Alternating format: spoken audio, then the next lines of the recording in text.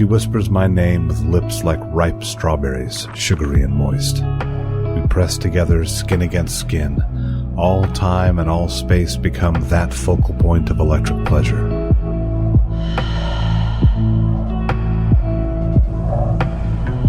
The pleasure morphs into horror as her hand slips from mine. We're in the garden on the 110th floor of our building. She has fallen over the railing. Or have I pushed her? I try to hold on, but I'm not strong enough. Maria falls. I watch her topple over and over like a rag doll. She hits a parapet 50 yards down, and her head blossoms into a red mist. She keeps falling. Dark. Maria is gone. I sit up and I'm wet, as are the sheets. No air jets. The bed programming has failed again. I stand up naked to the polycarb wall. Shades off. A line of black lowers, and grids of phosphor green flash from one end of my room to the other. I squint and bring a hand over my face. Outside is a hovering tin, an ebony black drone that's likely a corporate scanner. SoCal is alight like a sea of neon circuses. Scanners hit all the towers, spirals, and needles, while laser blue holograms sell sex, drugs, sports, and jazz. Myriads of automatons swarm through the arches and around the pipes extending from the underground to belch gouts of crimson flame into the night. I stretch and take it all in. A fool is reflected in front of me. The brilliant city is the color of his skin. There are dark, puffy circles around his eyes, and he's losing hair. He's blubbery, not the lean runner and wrestler of his youth. Shades back on. The line of black rises and the room is in total darkness. Dropping to the mattress, I pull on my headset and gauntlets. I haven't used the VR room in years. I prefer staying in bed. First, I flip through all the news channels. It's nothing new. Luddite cults are bombing robotic factories in Rancho Cucamonga, and tribes from the Badlands are attacking the outer wall at El Cajon. Instaface stock is up 2 points and looking bullish, and East LAFC beat West LAFC 4-1. Next, I scroll through my mail. It's all junk. But one ad catches my attention. The government-authorized manufacturer of self-conscious artificial beings, Scabs, is releasing a new product in 1 week.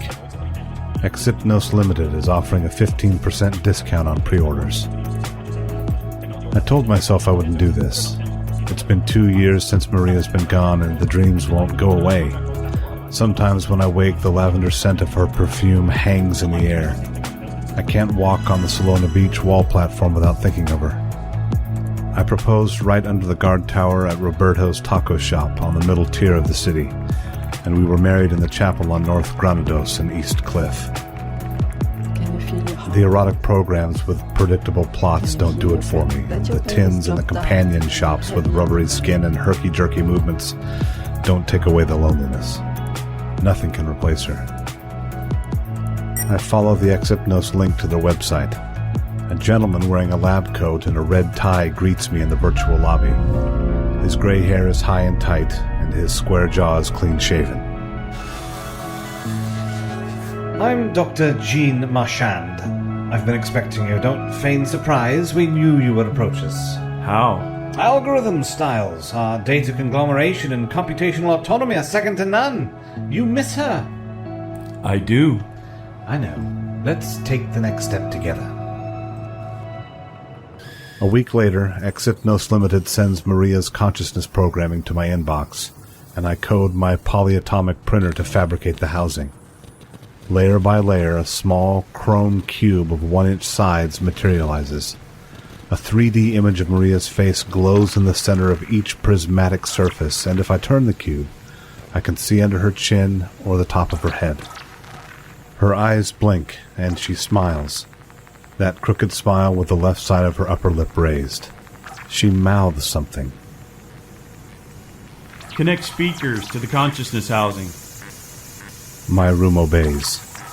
Her mouth moves again, and her voice crackles from my bedroom walls. Styles, is that you? Where am I? It's me. You're at home. She doesn't say anything, but she looks around. Her eyes are wide in confusion. I wonder what she sees as I lie back and place the cube on my chest. She takes it all in, but isn't smiling anymore. Finally, she speaks again.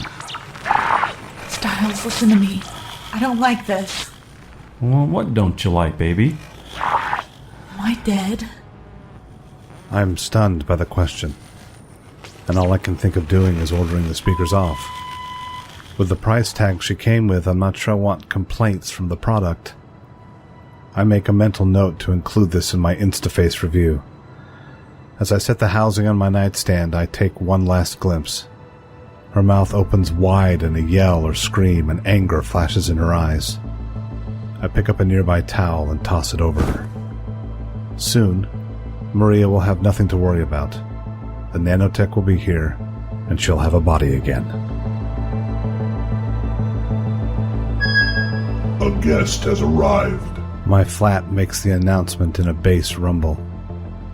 Last year I programmed it to sound like James Earl Jones. Show me who it is. The wall next to my bed lights up. A tin with bright blue plating and Exypnos Limited stenciled on the sides hovers in the hall. A single eye extends from a cable at the top of its boxy body, and several wiry arms dangle on each side. Pinchers at the end of one arm grip a small, black case by the handle. I never took the time to upgrade my apartment to include a butler, so I pull on my boxers and climb out of bed. Open. The doors slide apart, and I motion the tin to enter. It hovers through the sterilization mist and into my room by a few feet before stopping. I approach, and it scans my right eye. The second part of your purchase delivery is complete. A receipt will be sent to your account. I accept the case, and it's surprisingly light. Thank you for choosing Exypnos. It spins around. Again, it passes through the sterilization mist, and the doors shut behind it. I don't wait. I punch the code given to me at purchase into the lock, and it opens. The inside is coated in black foam. Nestled in the foam is a glass vial filled with a black liquid. I've watched the tutorial 50 times, so I don't hesitate. Back at my nightstand, I uncover the cube and place it in the middle of the bed. Maria immediately locks eyes with me. The speakers are off, but she mouths a single word over and over. No. I'm tempted to stop and contact the Exypnos help desk. If I wanted more grief in my life, I'd visit a VR dating hub and meet a real woman. But I remember something Dr. Marchand told me. The integration of the body with the consciousness housing is what gives a scab true life, and while hysteria might occur in some products, integration also resolves any physiological side effects. I twist off the top of the vial and pour the liquid over the cube. The substance moves with its own impetus, like a formless creature of slime, first covering the housing, then growing. Quicker than I expected, it expands, and the unctuous mass fills out and takes humanoid shape. Over hardening bones, ligaments, and muscles spread. A greasy black fetus squirms into a babe, into a girl, into a woman. Maria's shape and features become evident. Raven hair sprouts and lengthens around her head, and her skin lightens. She is Maria. As I take her into my arms and hug her tight, I weep. From her last medical scans before she died, the tech has made a perfect replication. She clings to me. I kiss her face and neck, I kiss her fingers. She grabs my hair and pulls me close. She twists my neck. A sharp pain crackles through my spine like a jolt of lightning. She keeps twisting until my body is forced to follow, and she twists me off the bed. Maria steps into a soft punt. I fly across the room and slam into the polycarb wall. Phosphine explosions dance across my vision. I shake my head to clear it. It feels like I've been hit with a sledgehammer. She's too strong. Stronger than anyone should be. I try to speak, but I can't catch my breath. Blood fills my mouth. She stands, her skin glistening with perspiration. Apartment. Do you still recognize my voice? Yes, Mrs. Espinosa. Do I still have full access to Mr. Espinosa's credit account? Yes, Mrs. Espinosa. She grabs me by the hair and drags me over to the polycarb. I try fighting. I try resisting, but it's useless. I fell for Dr. Marchand's upsell. He convinced me to purchase military-grade nanotech, giving Maria inhuman strength. Damn. She kicks the polycarbonate, crumples outward. The wind howls in, blowing the sheet off my bed, and the city is revealed. A vast expanse of rainbow colors glitter in the night. She grabs my arm and slings me outside. The world spins around and around as the freezing wind whips and slices and slaps at my naked body. A delivery tin zips past me and bleeps at the odd sight of a naked man falling.